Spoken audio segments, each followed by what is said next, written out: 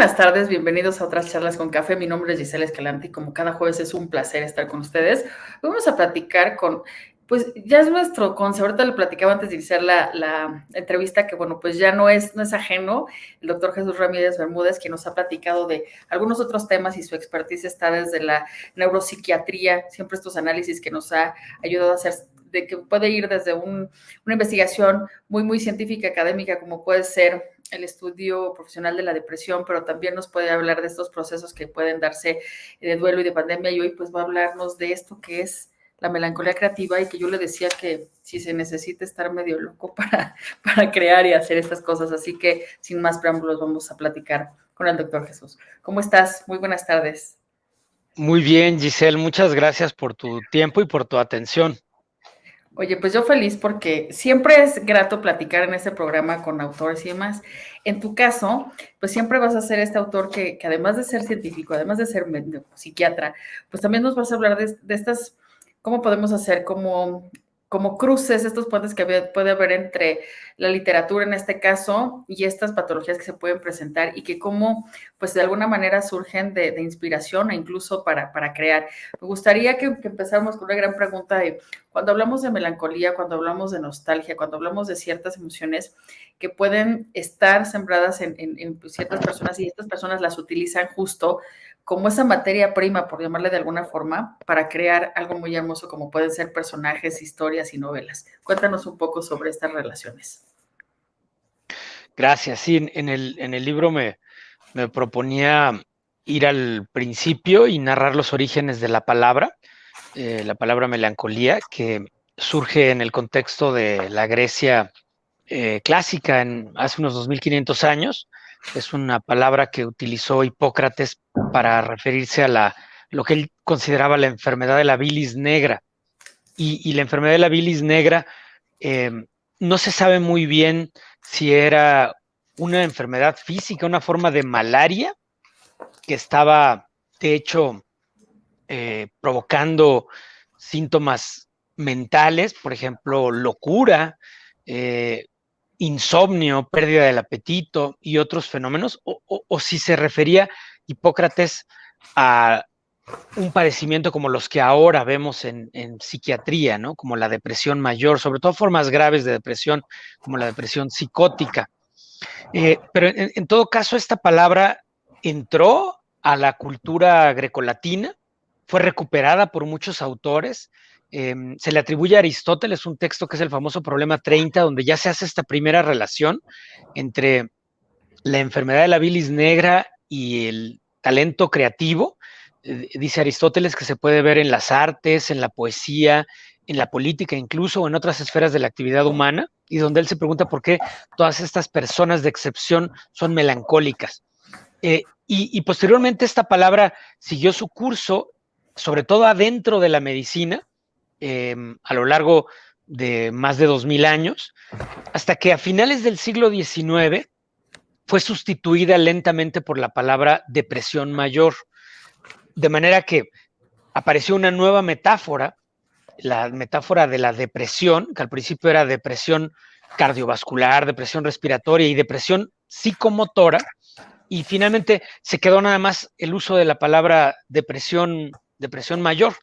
Y la melancolía como palabra empezó a trasladarse al ámbito de las artes, de la literatura, de las humanidades, y si uno hace una búsqueda de las referencias que se refieren a esta palabra, o sea, de los artículos, obras, producciones culturales, etcétera, que se refieren a esta palabra, uno encontraría que a partir del siglo XX, sobre todo en la segunda mitad del siglo XX, la melancolía se trasladó al campo de las artes, la literatura y las humanidades, pero antes era parte de la medicina y entonces conviene pensar en ella como una metáfora cultural que tiene sus orígenes en la medicina y que hacía referencia a formas graves de sufrimiento en las cuales había alucinaciones, delirios y otros padecimientos muy graves, pero que hoy en día es como metáfora, más bien una palabra que nos sirve para describir muchas formas diversas de sufrimiento, por una parte, pero por otra parte también de experiencias emocionales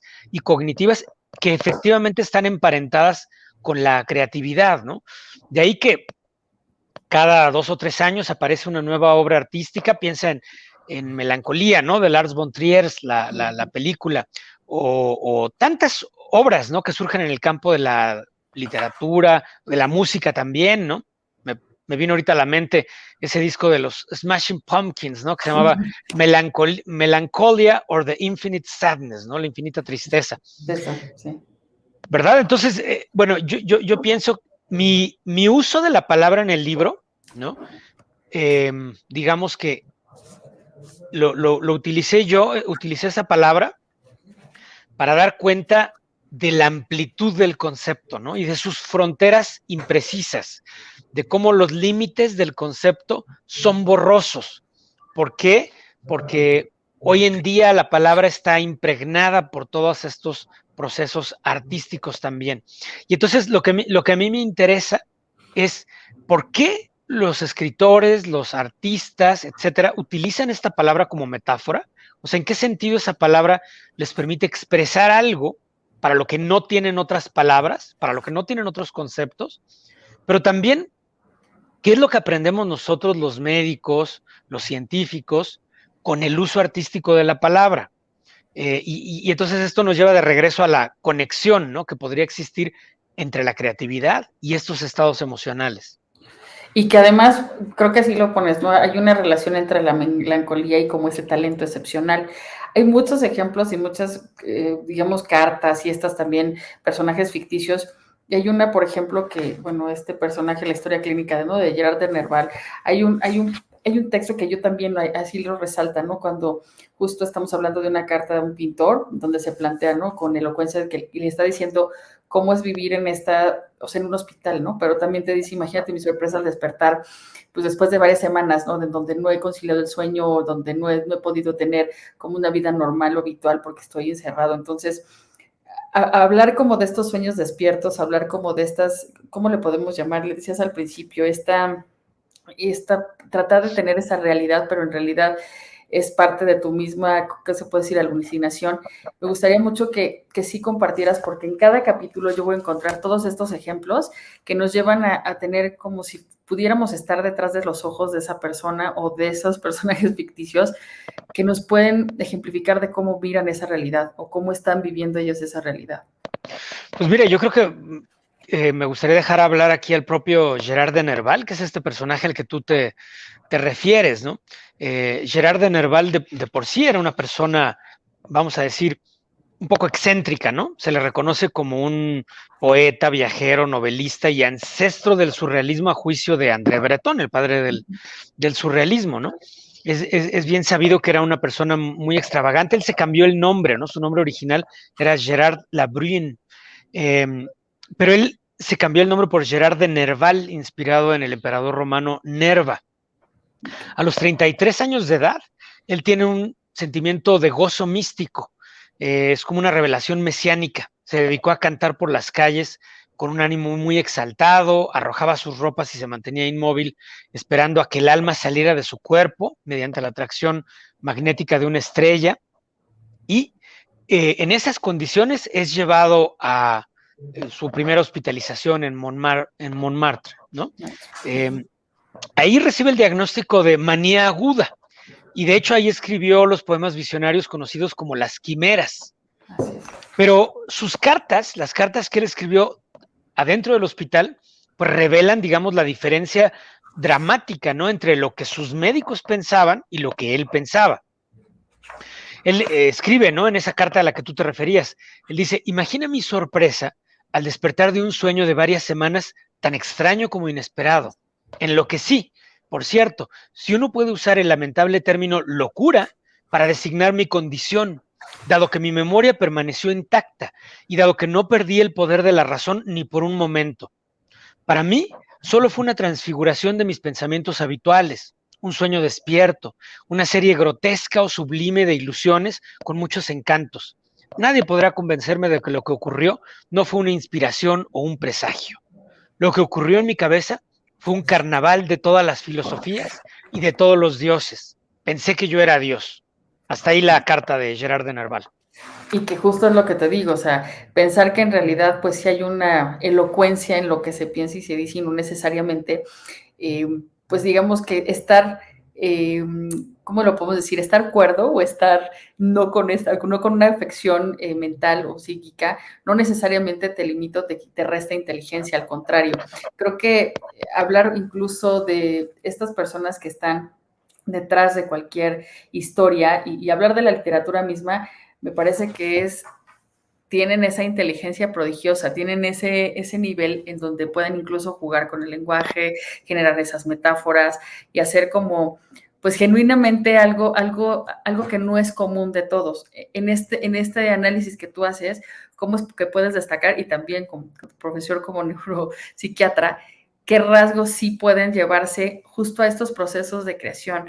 En donde decías al principio, bueno, te pueden llevar a episodios de agresión, episodios que pueden llevarte como a, si tuviéramos polos, como un polo que sería como pues muy negativo. Entonces, hablando de este proceso de creación, ¿qué es lo que hace o qué es lo que ayuda? Porque también está relacionado con una predisposición a adicciones o con una predisposición a la pérdida de voluntad, según lo que leo aquí también.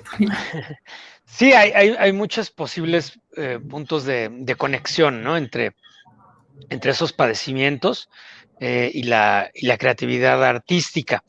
Podría haber una relación genética. Esa era la hipótesis de Nancy Andreasen, una psiquiatra estadounidense, una investigadora muy brillante, que observó que, por ejemplo, en el caso de Einstein, ¿no? Tenía familiares con padecimientos mentales. James Joyce, ¿no? El famoso escritor, su hija Lucia Joyce tenía, al parecer, esquizofrenia, o así se le diagnosticó por lo menos, y además él observaba que ella hacía, digamos que frases, ¿no?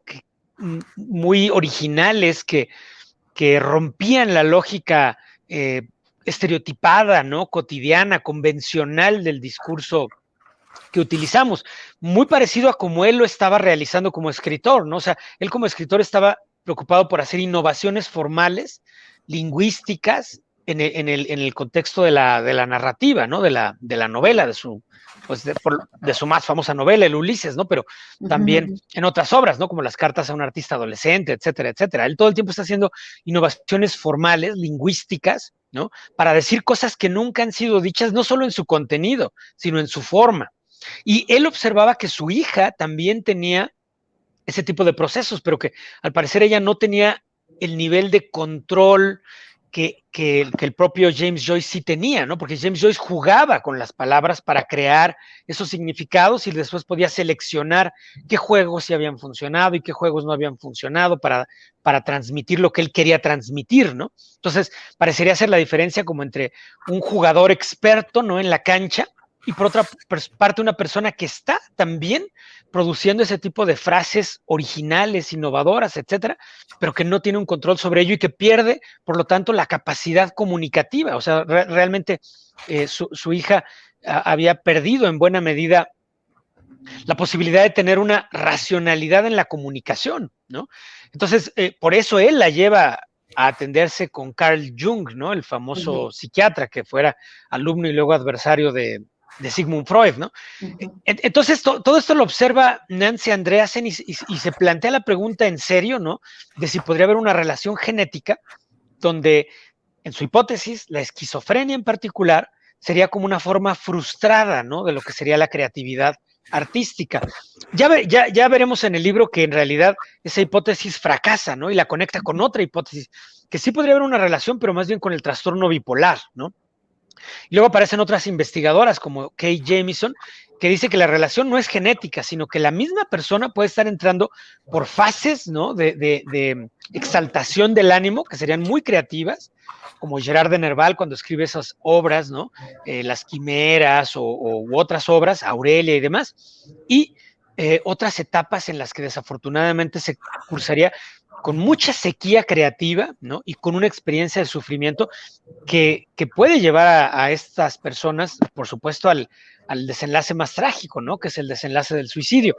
Y yo por eso, ya para finalizar esta idea, quisiera decir que en el libro en lo particular, yo traté de hacerme cargo de todos los aspectos de esa posible relación, donde ni se descartaría el alcance o el valor de las creaciones que surgen en esos estados, como el caso de Gerard de Nerval, su novela Aurelia, pero tampoco me gustaría a mí trivializar los padecimientos que él tuvo y que lo llevaron al suicidio, ¿no? Es bien sabido que él fue encontrado ahorcado en las calles de París y que justo en su bolsillo llevaba una copia de ese mismo libro, Aurelia, ¿no? Entonces, por una parte, creo que ni podemos trivializar estos padecimientos, ¿no? O romantizarlos, como se dice, pero por otra parte tampoco podemos caer en una idea meramente reduccionista de que pues son simplemente disfunciones cerebrales y hay que tratarlas como cualquier otra enfermedad del cuerpo y se acabó, ¿no? Porque tampoco es eso nada más, ¿no? Al mismo tiempo nos están mostrando lo que yo caracterizaría como caminos divergentes del pensamiento humano, ¿no? Y de la actividad humana, y es en esa divergencia en donde se encuentran, por una parte, los creadores, ¿no? Que tienen que ser divergentes, porque si no fueran divergentes, estarían caminando por los surcos de la tradición, ¿no? Y por las convenciones humanas, ¿no? Entonces, para innovar se necesita un nivel de divergencia. Pero en esa divergencia también está todo lo que ahora sería el gran movimiento de la neurodiversidad, ¿no? Fenómenos como el autismo, etcétera, etcétera. Y en ese lugar también se encuentran los padecimientos psiquiátricos, ¿no? Que entrañan un mayor nivel de sufrimiento principalmente. Y además esto, bueno, ahorita mientras estabas comiendo recordaba algunas cuestiones, justo haces alusión ahorita a uno de estos capítulos que es el precio por tener ese lenguaje, pero también hablas de estas historias particulares, también de estos contextos que también marcan. Entonces, cada caso te merecería como ese análisis y ese estudio de, lo dijiste hace rato, puede ser una predisposición genética, ¿no? Puede ser también esa cuestión de dónde se encuentra, dónde está. Hay una parte donde yo me detuve, incluso hasta te confieso que estuve googleando ahí algunas cosas, porque hablas de una máquina de la locura y hablas de todo esta, o sea, o sea, para tener un control mental, o sea, cómo una máquina podría ayudarte a tener esto. Digo, es como si dijéramos hoy, pues cualquiera se pone electrodos, lo detectas y ya le pones a lo mejor algún rayo láser y ya, o sea, creo que va más allá que esto. ¿Quieres platicar un poco más? Porque a mí sí me resultó como interesante, pero siempre como no podemos intervenir como hace rato lo decías, no puedes reducir, o sea, en esta visión reduccionista, sino que hay más complejidad de lo que aparenta para analizar cualquier tipo de locura, ¿no? Así es, Gisela. Además, digo, yo creo que son historias que nos dejan perplejos todavía, ¿no? Esto de la máquina para el control mental apareció en un libro de un inglés, John Haslam, un psiquiatra o alienista, y su escrito se titulaba Ilustraciones de la locura y trataba acerca de un caso, el caso de James Tilly Matthews, que en su momento fue diagnosticado como un caso crónico de insania, ¿no? Esa era la palabra que se usaba en su momento. Pero se ha planteado muchas veces que podría ser la primera descripción histórica de un caso de esquizofrenia. Entonces, fíjate lo que decía este hombre, ¿no? James Tilly Matthews era un vendedor de té, casado y con 2 hijos, prisionero del Estado francés en 1793, porque afirmaba la existencia de comunicaciones telepáticas entre Inglaterra y Francia. Y él escribe a los ministros británicos para decir que había una conspiración contra Inglaterra. Según sus palabras, había una pandilla de villanos en Londres con grandes habilidades en química neumática, así le decía él, lo que sea que signifique eso, quienes lo asaltaban mediante una máquina para el control de la mente. La máquina habría sido construida por revolucionarios jacobinos franceses para llevar a Inglaterra a un desastre bélico. Esta pandilla de villanos, decía James Tilly Matthews, era capaz de realizar actividades extraordinarias para controlar la mente de otras personas. Por ejemplo, podían forzar el fluido magnético para que los músculos de la cara fueran obligados a reír o a realizar muecas. Y decía que estos villanos también podían hablar cerebralmente, lo cual no es lo mismo que hablar y escuchar como lo hacemos de manera ordinaria, sino que parece ser dice el paciente, parece ser un transporte silencioso de inteligencia hacia la atmósfera intelectual del cerebro, ¿no? Entonces, bueno, todas estas ideas a mí me siguen dejando perplejo, como seguramente sucedió hace 2 siglos, ¿no? Así o sea, es. ¿qué quería decir esta persona, no? Bueno, eran experiencias que él tenía y desafortunadamente muchas personas hoy en día tienen este tipo de experiencias. O sea, tú y yo podemos sentir que nos conectamos a la tecnología y todo, pero jugamos con ella, ¿no? O sea, yo Exacto. puedo poner en mi celular mi jueguito de ajedrez o chatear contigo o poner mis redes sociales o apagarlo, ¿no? Porque ya quiero hacer otra cosa, ¿verdad? Sí. Pero esta persona y muchas personas en la actualidad sienten que auténticamente su mente está siendo controlada por alguien más, ¿no? Y además frecuentemente no lo es en un buen sentido. O sea, yo tenía, por ejemplo, una paciente, ¿no? Que decía que todo su comportamiento era gobernado precisamente por Dios, pero decía que Dios le estaba castigando por algo que Dios creía que ella había hecho, pero que en realidad ella no había hecho. O sea, Dios era injusto con ella y la obligaba a hacer cosas que ella no quería hacer por castigo, ¿no? Y además para ella, Dios no tenía misericordia, ¿no? Y no iba a tener ninguna compasión de ella. Entonces, claro, pues era una vivencia terrible, ¿no? O sea, de no tener control ni de tu pensamiento, ni de tus acciones. Entonces, bueno, por eso te decías otra vez esa faceta, ¿no? O sea, estos padecimientos nos presentan enigmas, ¿no? Que requieren la inteligencia científica, artística, literaria, y por otra parte nos presentan historias pues desconcertantes y nos presentan también de pronto pues tragedias humanas, ¿no? Así es. Y que, a ver, ahorita hablamos de este asunto, pero también más adelante hay capítulos donde tú hablas también de la cuestión de la familia o la cuestión cuando alguien tiene procesos de desatención o procesos incluso de abandono y demás. Y bueno, tengo la edición ahorita aquí física, que la verdad pues siempre ayuda mucho, sobre todo porque yo pongo pues palabras y comentarios. ¿Por qué es tan importante para esa identidad y para tener esa forma de como de expresión, el tener esos sentimientos de protección o el tener esa base? Digo, ahorita es muy común decir, no, bueno, pues no pasa nada si no estás en una familia donde no cuentas con todo, pero al final sí hay una repercusión en las personas e incluso, sobre todo hablabas ahí por ahí de ansiedad y algunas otras cuestiones que sí se pueden llegar a generar derivado, ojo, de estudios. Lo que estamos platicando es ciencia, es academia, o sea, sí hay estudios que respaldan esto y que además en que pueden derivar, ¿no? Que eso también suena bastante. Yo te juro que después de tu libro digo, hay que empezar a dar esta información a más personas de lo importante que es, pues, que los niños crezcan con esta cuestión de estar seguros, de estar sanos, de tener familias como más, si tú quieres, como en toda familia va a haber problemas y demás, pero buscar en toda medida esa salud mental, esa salud emocional y esa salud también para expresar y decir esto sí, esto no. Sí, fíjate que en el libro, como bien comentas, yo cito investigaciones, Sí, siempre.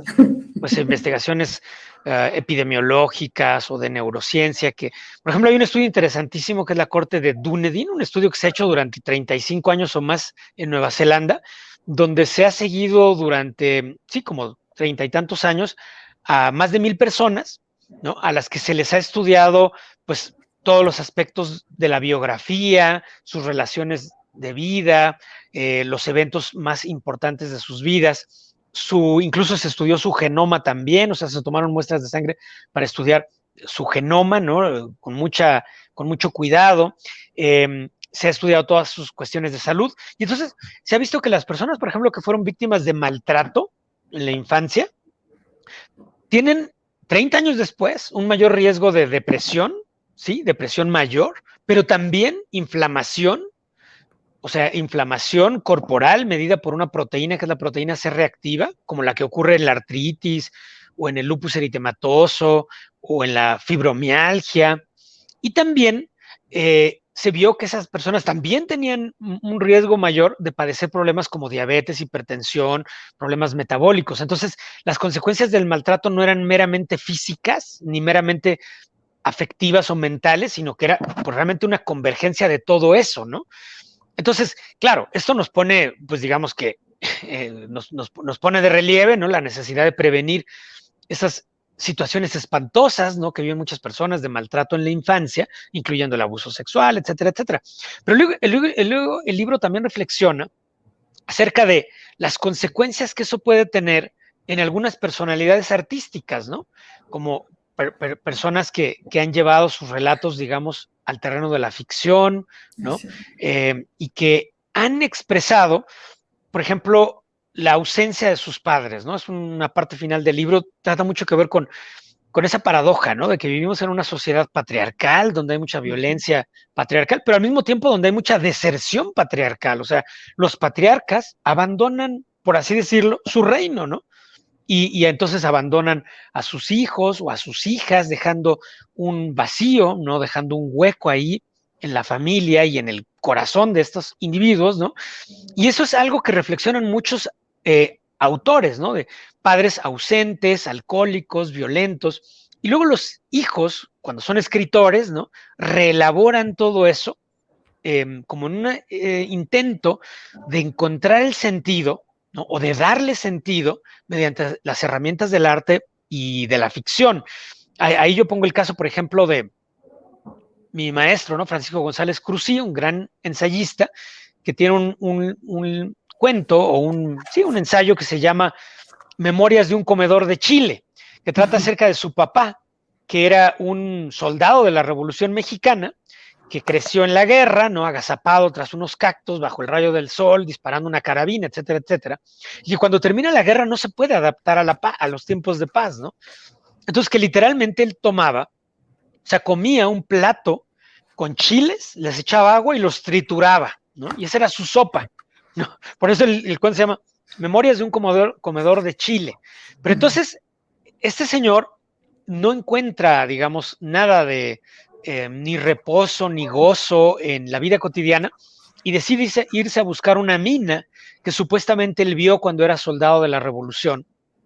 Y entonces, pues abandona a su familia, ¿no? La mina, por supuesto, es estéril, no logra encontrar la riqueza que buscaba y acaba sus días con unas deudas terribles y con un caso de alcoholismo muy severo. Y sobre todo eso medita el ensayista, ¿no? González Cruzí, o sea, evocando la figura de su padre, efectivamente, con esa nostalgia, con ese sentimiento de melancolía, pero al mismo tiempo hay que reconocer, ¿no? Que esa situación, ese sentimiento, es lo que hace que este médico, porque González Cruzí es un médico patólogo, pero no como cualquiera, ¿no? Es un médico que medita, que reflexiona, que busca el sentido de las cosas también en esas relaciones fracturadas y que son aquello de lo que nos tenemos que hacer cargo, ¿no? O sea, es decir, a lo mejor hay muchos temas de la vida cotidiana que no son motivo de una gran reflexión literaria, porque pues, nos estamos pasando también, por ejemplo, digo, yo podría hacer a lo mejor un cuento sobre el gozo de comerme unas quesadillas deliciosas, pero son tan deliciosas las quesadillas que a lo mejor no tengo ni siquiera que hacer un cuento sobre eso, porque ya la experiencia en sí es muy gozosa, ¿no? En cambio, cuando ocurre una tragedia en las vidas humanas, necesita una reparación, aunque sea simbólica, para darle sentido, ¿no? Y sobre todo para que las siguientes generaciones no vivan prisioneras de ese drama histórico, ¿no? De ese drama familiar. Entonces me parece que la literatura y el arte en general permiten pues hacer esa transformación. Claro, no es una transformación tan radical como la que necesita la sociedad, pero sí es una transformación en el campo de lo simbólico que permite obtener riqueza donde aparentemente había pobreza de experiencias, ¿no? Claro, y eso es lo que te da como insisto, como esta materia prima para poder, pues en el caso, tú también lo pones en este apartado de incubación narrativa, justo cuando estás hablando de estos textos como El proceso creativo, editado por Berser Gieselin, y también cuando hablas específicamente de Henry Miller, ¿no? De que él empecé a escribir justo cuando está en el caos, cuando está, pues, totalmente con estas ideas y emociones, pues en contrapunta, ¿no? Estas experiencias, como ahorita tú lo plasmaban, lo hacen hablar. Hay una definición aquí él hace, ¿no? Que él concibió la escritura siempre como un proceso de autodescubrimiento. Si yo te preguntara, porque cuando llegas también al final de tu libro y dices la melancolía creativa, ¿será la que alimenta y la que motiva de cierta manera debe haber una salida, o sea, como si trajeras, si fueses una olla express, entonces debe encontrar una salida. Y la salida puede ser en esa pintura, puede ser en esa escultura, o en este caso, en la construcción de una historia que puede ser incluso hasta personal, ¿no? Pero tú la vas a contar, como decía García Márquez, ¿no? Uno no cuenta las cosas como fueron, sino como quieren que los demás las conozcan, ¿no? Como uno las recuerda para que los demás, ¿no? Es un poco esa metáfora. Sí, totalmente de acuerdo, Giselle. Y fíjate lo que dice Henry Miller, ¿no? Que tú ahora citabas en sus reflexiones sobre la escritura. Él dice textualmente: empecé en el caos absoluto y en la oscuridad, en un pantano de ideas, emociones y experiencias. Incluso ahora no me considero un escritor en el sentido ordinario de la palabra.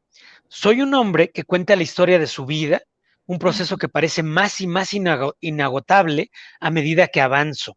Al igual que la evolución del mundo, es interminable.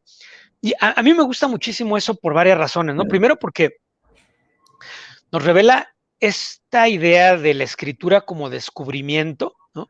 Como descubrimiento de la propia vida, que también es descubrimiento, o sea, y entonces aquí esto me permitiría distinguir entre lo que yo caracterizaría como una melancolía destructiva, que es aquella que nos lleva a la condenación, es un sentimiento de condenación de donde ya no vamos a salir, ¿no?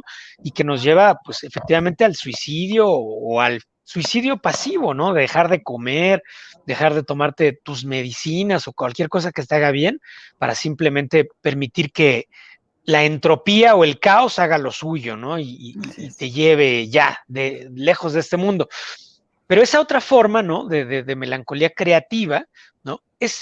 Quizá tiene como requisito esto que algún filósofo llamaba como la apertura ante el misterio, ¿no?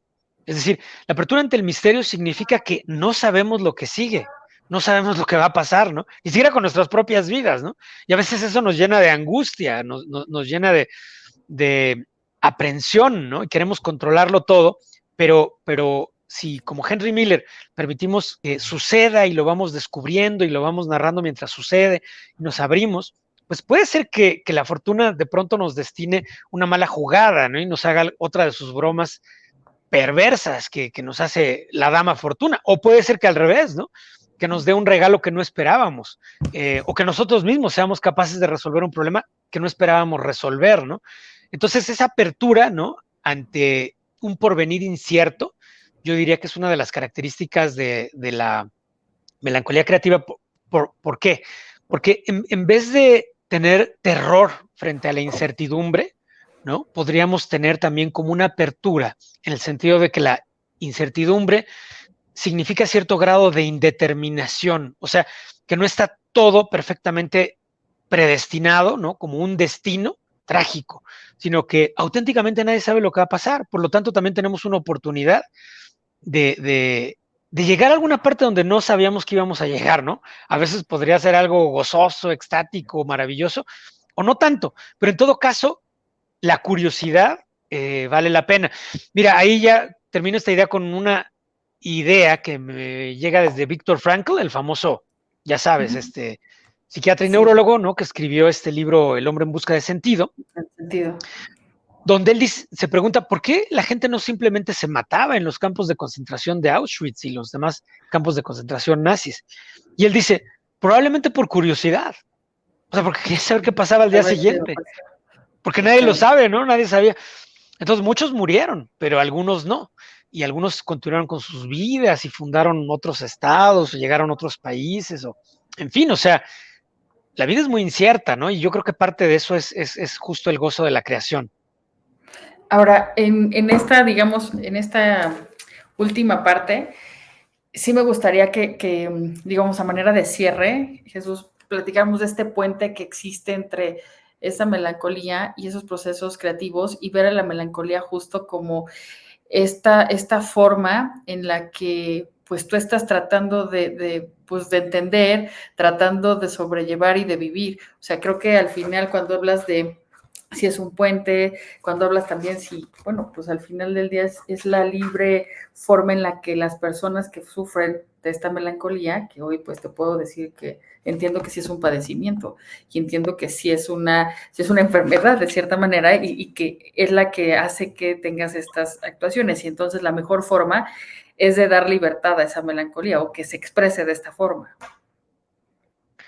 Sí, yo creo que, o sea, lo que yo diría, ¿no? Es que nosotros podemos aprender mucho de la melancolía, ¿no? Sí, Podemos aprender mucho de la melancolía de los demás y de nuestra propia melancolía, ¿no? Y que la melancolía es un estado, ¿no? Que en cierta forma nos informa, nos informa que hay algo detrás, que hay algo más allá de lo aparente. Y eso que se revela, ¿no? En ese análisis o en ese acto de meditación, en esa introspección, puede ser algo terrible, pero si es algo terrible, entonces vale la pena saberlo para enfrentarlo. ¿no? Porque podría ser como esas maldiciones transgeneracionales.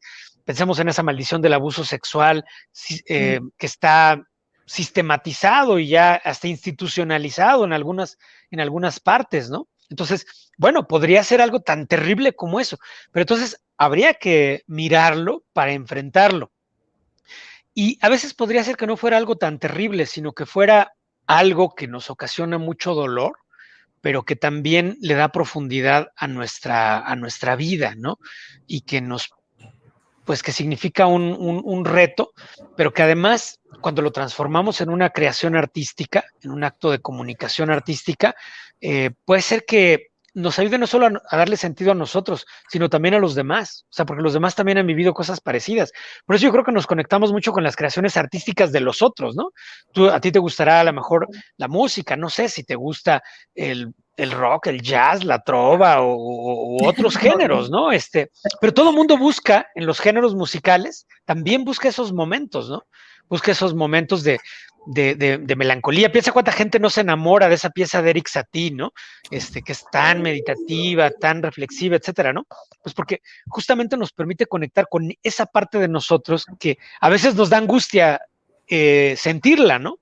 Y rápidamente queremos saltar de ahí y irnos a la diversión, ¿no? Echarnos una cerveza con nuestros amigos, viendo el fútbol y todo, que también está padrísimo, ¿no? A mí me encanta hacer todo eso. Pero por eso hay momentos para esas creaciones melancólicas, ¿no? Porque nos hacen entrar en contacto y pareciera como que estos artistas han logrado encontrar una llave para la cerradura, donde no solo abren las puertas de esos sentimientos, sino que mágicamente los transforman en algo que además está lleno de belleza y que ahora resulta que queremos conocerlo y experimentarlo, ¿no? Entonces, bueno, es una forma de transformación, si tú quieres, a lo mejor débil, en el sentido de que no tiene la fuerza de una revolución armada, ¿no? Que transformaría a la sociedad. Pero es una transformación cultural que yo creo que es muy necesaria, porque incluso yo diría que sin esa transformación cultural, pues las revoluciones armadas están condenadas a repetir los mismos actos de violencia de los regímenes que quisieron destituir, ¿no? Así es. A mí la verdad me gustó mucho. Tienes muchas entradas a muchas obras, algunas te confieso, no las conocía, otras había tenido la suerte de leerlas y sí, o sea, creo que es muy, para mí por lo menos, bueno, fue como hallazgos, ¿no? Como descubrir cómo se puede analizar este concepto de melancolía, pero también esos conceptos también que de pronto es angustia o la famosa nostalgia, que hoy la nostalgia también está imperante en todos, ¿no? Y más que estamos en mi caso ya estoy 100% física en todas mis actividades, pero hay gente que aún sigue estando desde casa o sigue hibridando entre conectarse o estando pues de frente a frente con la gente. Entonces creo que es algo natural también y pues es encontrar esto, ¿no? Encontrar cómo puedes tú empatizar, como bien lo decías, porque no nada más, ahorita que te escuchaba, no nada más con la música o con un buen libro o una poesía, sino hasta con una conversación. Hay gente que de inmediato conectas, así que te está contando algo y volteas y conectas y dices, ¿qué está pasando con esto que me está platicando, no? Y generas un interés y generas preguntas. En mi caso, que siempre que hablo con alguien genero preguntas, entonces creo que resulta interesante su lectura y que bueno, que hoy que tenerte aquí con nosotros para que tú mismo nos cuentes qué hay detrás de esta melancolía creativa nos resulta pues muy halagador. Muchísimas gracias, Jesús.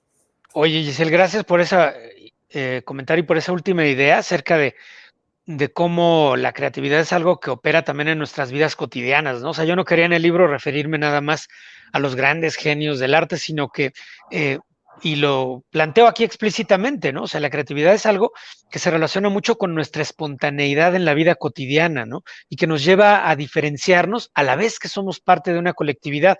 Entonces, a veces nos da miedo actuar espontáneamente, ¿no? Porque nos salimos de un formato, ¿no? Sí.